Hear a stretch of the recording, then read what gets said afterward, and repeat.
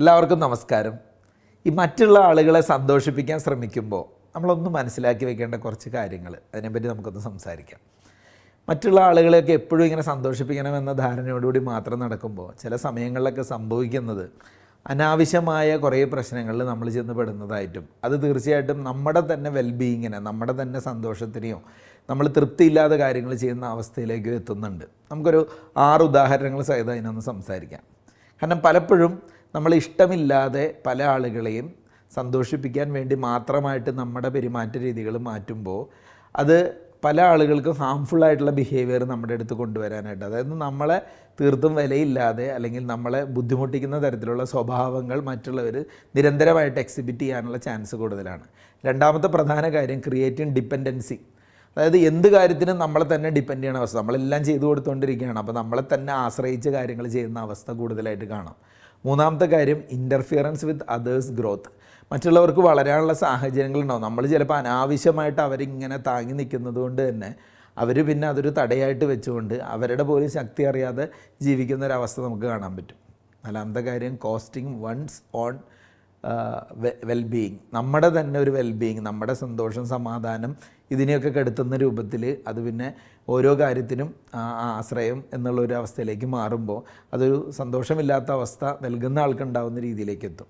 അഞ്ചാമത്തെ കാര്യം enabling abusive relationship, കാരണം മറ്റുള്ളവർ നമ്മളെ ചൂഷണം ചെയ്യുന്ന തരത്തിലേക്കുള്ളൊരു റിലേഷൻഷിപ്പായി വരെ അത് മാറാനുള്ള ചാൻസ് ഉണ്ട്. കാരണം നമ്മൾ ചിലപ്പോൾ കാര്യങ്ങൾ മുന്നോട്ട് പോട്ടെ എങ്ങനെയെങ്കിലും എന്ന് വിചാരിച്ചായിരിക്കും സപ്പോർട്ട് ചെയ്ത് പോകണത്. പക്ഷേ ഇടയ്ക്കൊക്കെ അത് നോ പറയാതെ എല്ലാം എസ് പറഞ്ഞ് സന്തോഷിപ്പിച്ച് കൈൻഡ്നെസ്സാണ് എന്നൊക്കെ വിചാരിച്ചിങ്ങനെ പോകുമ്പോൾ ആ റിലേഷൻഷിപ്പിൻ്റെ വാല്യൂ ഇല്ലാതാവുന്ന അവസ്ഥ പലപ്പോഴും ഉണ്ടാകുന്നുണ്ട്. കാരണം പലരുടെയും വിചാരം ഈ കൈൻഡ്നെസ് എന്ന് പറഞ്ഞാൽ നമ്മൾ കൈൻഡായിരിക്കണം, മറ്റുള്ളവരോട് കരുണയുള്ളവരായിരിക്കണം എന്ന് വെച്ചാൽ അതിൻ്റെ അർത്ഥം എപ്പോഴും മറ്റുള്ളവരെ സന്തോഷിപ്പിക്കണം നിർബന്ധമൊന്നുമില്ല. കരുണയും സന്തോഷിപ്പിക്കലും തെറ്റിദ്ധരിക്കപ്പെടുന്ന 2 ഏരിയകളാണ്. കാരണം ചിലപ്പോൾ സംഭവിക്കുന്ന ഒരു കാര്യം പറയാം, ഇപ്പോൾ നമുക്കൊരു കുട്ടിയുണ്ട്, ആ കുട്ടിയെ സംബന്ധിച്ച് കുട്ടി ചോദിക്കുന്നതെല്ലാം വാങ്ങിക്കൊടുക്കുന്നു.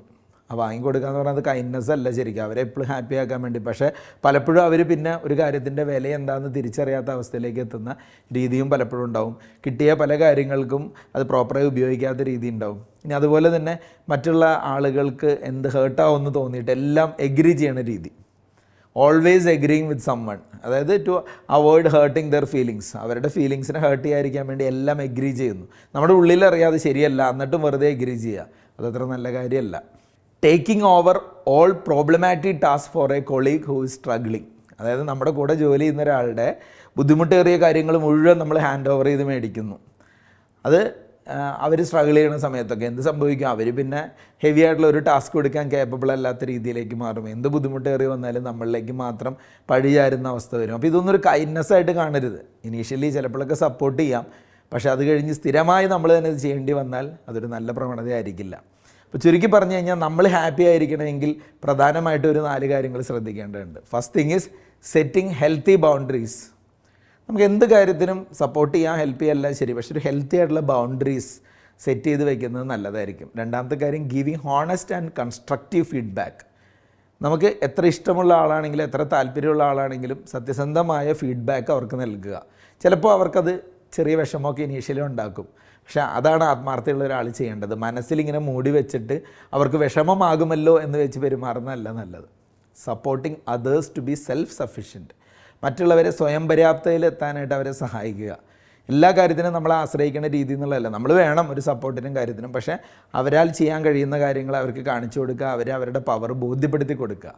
Allowing people to learn at their own pace, നമ്മൾ ആഗ്രഹിക്കുന്ന പോലെ അത്രയും സ്പീഡിൽ ചിലപ്പോൾ മറ്റുള്ളവർ കാര്യം ചെയ്യണമെന്നില്ല, പക്ഷേ അവരുടേതായ ഒരു പേസിൽ ഒരു സ്പീഡിൽ അവർ കാര്യങ്ങൾ ചെയ്ത് വരും.